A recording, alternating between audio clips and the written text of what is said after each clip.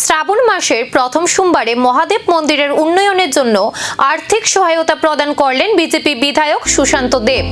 মন্দিরের উন্নয়নমূলক কাজে তিনি 50,000 টাকা এবং টিন প্রদান করেন। এই উপলক্ষে আয়োজিত অনুষ্ঠানে উপস্থিত ছিলেন চরিলাম মণ্ডল সভাপতি তাপস দাস সহ দলীয় নেতা কর্মী এবং স্থানীয় বিশিষ্ট ব্যক্তিরা।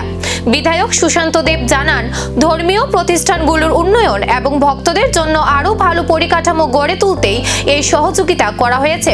স্থানীয়দের আশা, এই অনুদানের মাধ্যমে মন্দিরের চলমান উন্নয়নমূলক কাজ আরো দ্রুত এগিয়ে যাবে এবং ভক্তদের জন্য প্রয়োজনীয় সুবিধাও বাড়বে।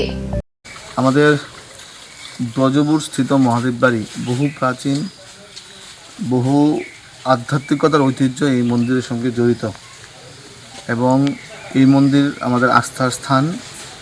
এটা চরিলাম বিধানসভা এলাকায় পড়ে। তারপরেও চরিলাম এবং বিশালগড়ের প্রতিনিয়ত আমাদের আসা যাওয়া, একে অপরের সঙ্গে সম্পর্ক, এবং এই মন্দির থেকেই আমরা বেশিরভাগ সময় যখন শিবের উপোস করি, পূজা অর্চনা করি, এই মন্দিরেই আমরা করি।